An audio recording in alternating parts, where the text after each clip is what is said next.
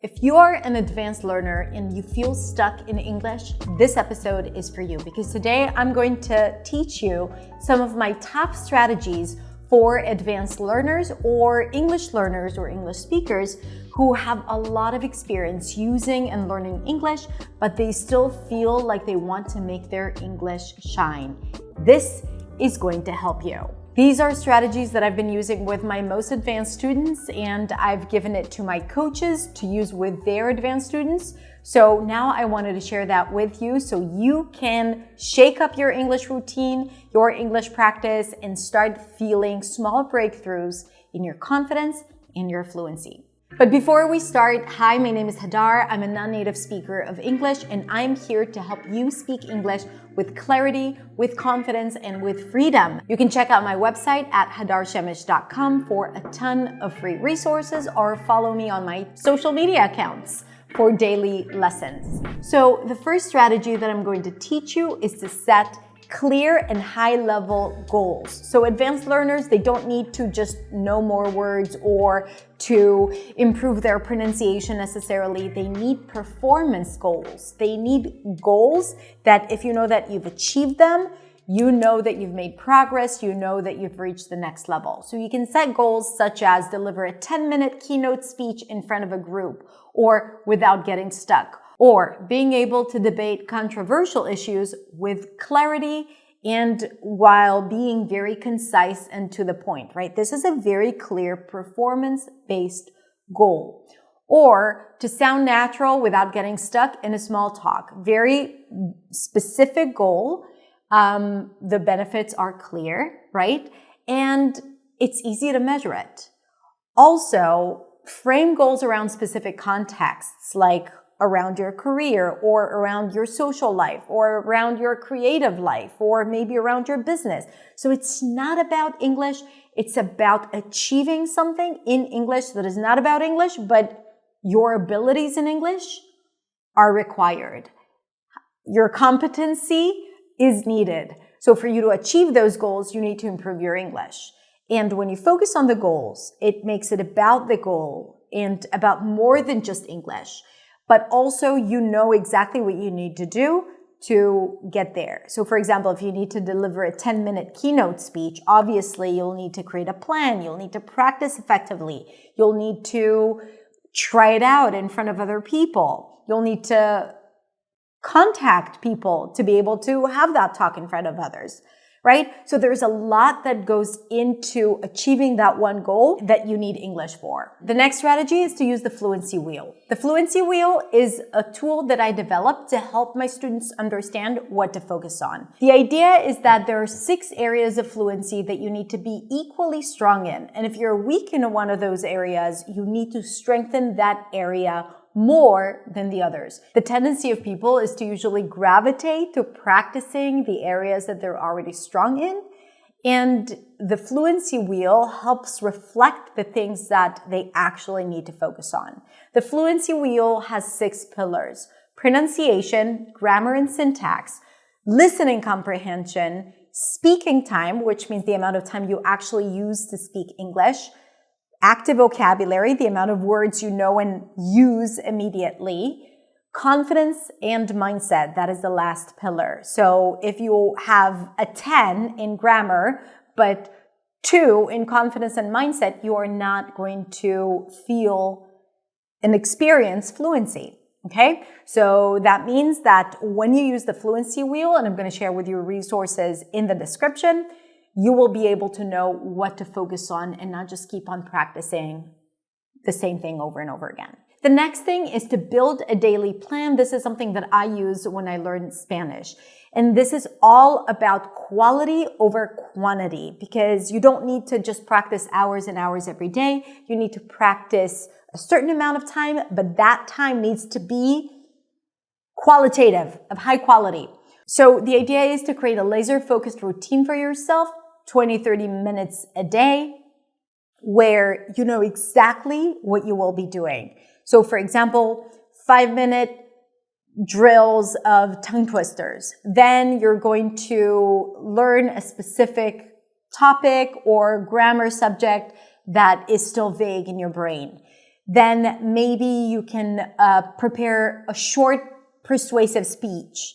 Okay, so you do that exercise and you incorporate all the things that you need to improve. Simulate a professional conversation or high-stake conversation, and you can use ChatGPT for that. I have a lot of videos and trainings on how to use ChatGPT to level up your English practice. If you don't use ChatGPT, use ChatGPT to infuse your practice with more resources and more creativity, and really easy to generate drills and exercises, because I think drilling sounds and sentences and grammatical structures are really important. Record and analyze yourself. Repeat and refine the things that you are practicing and recording.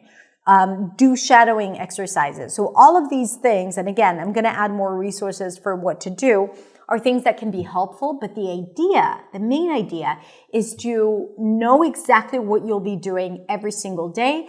What I do in Spanish is that I set a specific goal. Okay, in 3 months, I want to be able to use, reflexive verbs spontaneously without thinking about it. And then I would kind of like reverse engineer it and say, okay, if this is where I want to be in 3 months, like what needs to happen every day for 5 minutes out of my 30-minute practice, so that by the end of the 30, 60, or 90 days, I will be able to reach that goal of using that tense or that grammatical structure effortlessly, right? And I can do it with drills that I create for myself, and I can do it with all the other things that I shared with you, like recording, simulating conversations, shadowing, so on and so forth.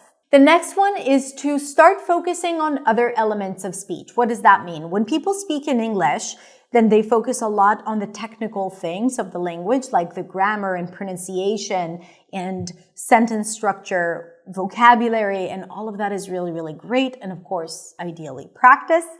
But sometimes they might still feel like they're not authentic, or they don't feel like themselves, or they don't feel comfortable with the voice. So this is where I would encourage my advanced students to start exploring more things about the voice and about their speech, rather than focusing on the theory or the technical things of English. So for example, one thing that can completely change how you feel in English is your voice quality and placement. Maybe you change your voice a little bit when you speak in English. Maybe your voice is a little too high or a little too low, and it's different than how you sound in your first language.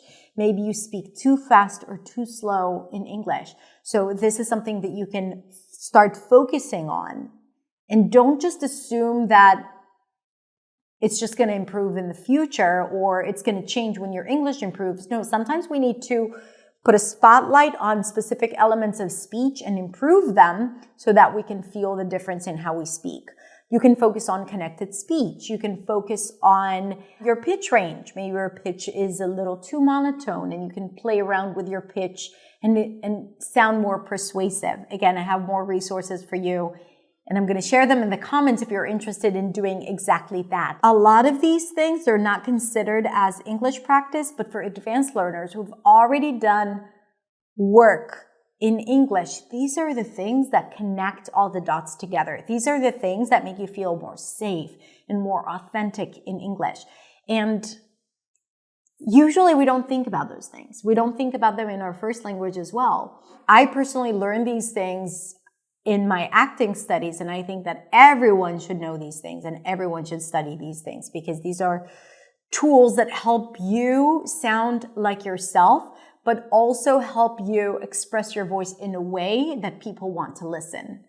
So I wouldn't underestimate the importance of speech work and voice work. This is why in my programs, I always incorporate speech work and voice work, even though it's not necessarily English, but it helps speakers, especially advanced speakers, feel more at home in English, which is what we want. Okay, I hope this was helpful. I have one last strategy for you, and that is if you want a little bit more coaching and support and more strategies to improve your English as an advanced student, I invite you to join either New Sound, my pronunciation coaching program that we open twice a year, or you can also join Beyond, my English practice community, where you have a ton of resources and opportunities to practice with me, with my coaches, and with the rest of our community. And you have really unique and and innovative strategies for improving your English. So as an advanced learner, you can absolutely find exactly what you're looking for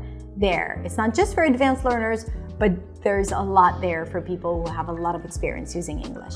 All right, my friends, that is it. If you have any questions or other suggestions or ideas on how to improve your English as an advanced learner, you can write them in the comments below. In the meantime, have a beautiful, beautiful rest of the day, and I will see you next week in the next video. Bye.